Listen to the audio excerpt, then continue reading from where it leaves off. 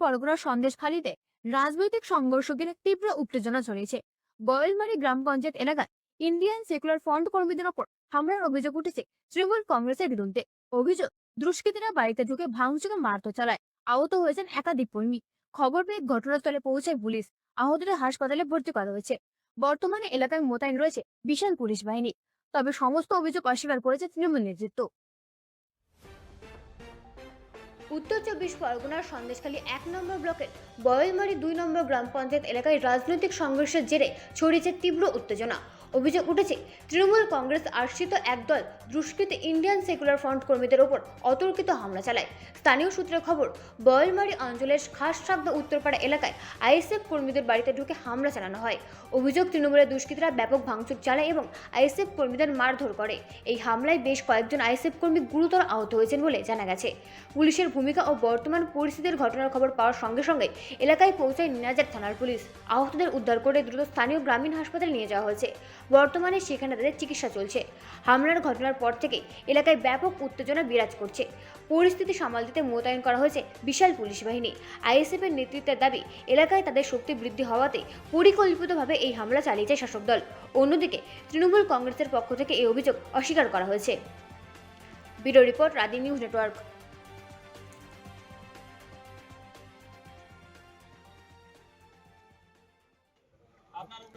মূলত কি কারণে আপনাকে মারধর করা হলো? কারণ হলো আমার বাড়ি আইএসএফ ফ্ল্যাগ মারা আছে। আমি আইএসএফ সংগঠনটা করছি, ১৩ নম্বর বুথ সহসভাপতি। এইবার ওরা আমাকে অনেকদিন তো মারার চক্রান্ত করছে, প্রাণে মারার চেষ্টা করছে। ওরা আমার কোনো দিক থেকে সুযোগ পাচ্ছে না। আমি আমার আব্বার জন্য ভাত নিয়ে গেছি পূর্ণবাড়ি। আমার পূর্ণবাড়ি ভাত নিয়ে গেছি, যেমনি আমি মারতে গিয়েছি, যার জন্য আমি রাস্তা দিয়েও যাইনি।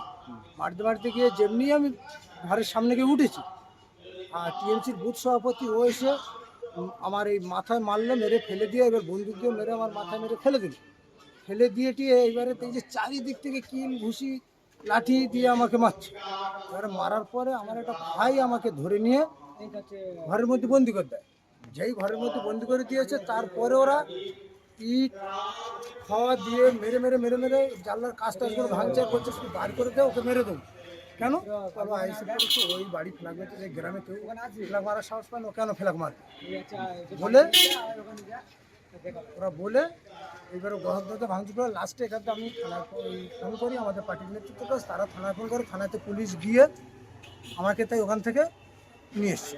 আনলে আমি এখন মেডিকেল করে এই পর্যন্ত এসছি, থানায় ব্যবস্থা হয়েছে। আইনতভাবে আইন যেটা করবে সেটি।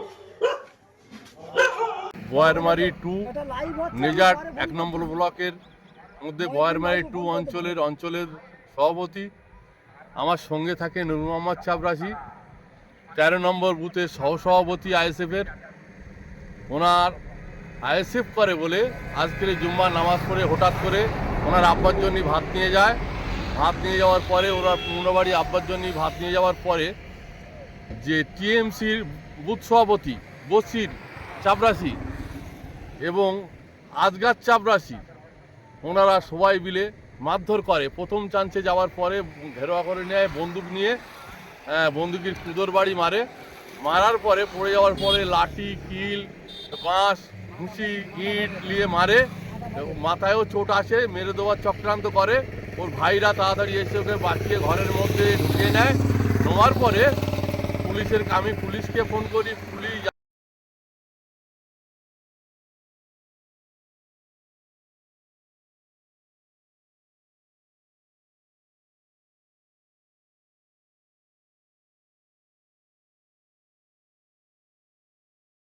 যাওয়ার পরে ওকে বার করে নিয়েছে, হসপিটালে পাঠায়। হসপিটালের থেকে ঘুরে আসার পরে রাজবাড়ি ফাঁড়িতে দেই, বলো বড় অ্যাপ্লিকেশন কেস করার জন্য যেটা প্রয়োজনীয় জিনিস সেগুলো দেওয়া সত্ত্বেও, মেডিকেলে কাগজ দেওয়া সত্ত্বেও বললো বড়োবাবু আসুক, আসলে আমরা কেসটা নেবো। এখনও নিতে পারছি না। বলে স্যার কত সময় থাকবো? বলে ফোন নম্বর তো আছে, আমরা ডেকে নেবো। বললাম এই রাত্রে তো আমরা কাজবাজ করি। বলে আবার এখন কেস করতে আসতে পেরেছেন, তখনও পরে ডাকলেও আসতে পারবে। ও আইএসএফ করে বলে ও রায়তি জমি নিয়েছে। তার দরুন আমরা কোর্টে কেস করেছি, কোর্টে ইনজাকশন করে সেটা আটকানো রয়েছে। বাড়ির সামনে একটা জায়গায় বসবাস করে, সেই জায়গাটা জোর করে ঘিরে নিচ্ছে।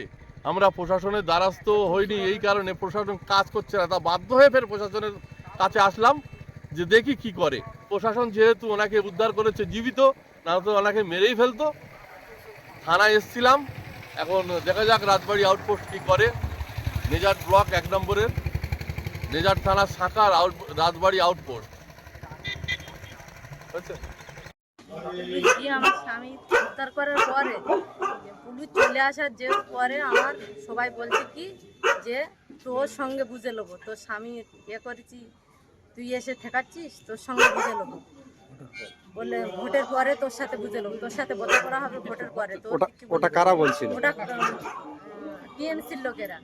টিএমসির লোকেরা বলছে তোর পরে ভোটের পরে তোদের বুঝে নেবো, তোর স্বামীর উদ্ধার করে নিয়ে যাচ্ছিস, মানে আমার কোনো কথা বলার মতো না। আমার স্বামীর মারতেছে, আমার চুপচাপ থাকতে হবে ওদের কাছে। যেহেতু আমার স্বামীর উদ্ধার করে চলে আসে পুলিশ, তখন আমার বলছে তোর বুঝে নেবো, তোর কিছু বলিনি বলে তোর এই করবো, তোর সেই করবো। আমি ঠিক আছে, তোমাদের যদি ইজ্জত থাকে আমার কি করবে সেটা প্রশাসন দ্বারাই বোঝা যায়। আপনি পড়াশোনার দ্বারস্থ হয়েছেন? হ্যাঁ, আমি প্রশাসনের দ্বারস্থ হয়েছি, প্রশাসন বুঝে নেবে।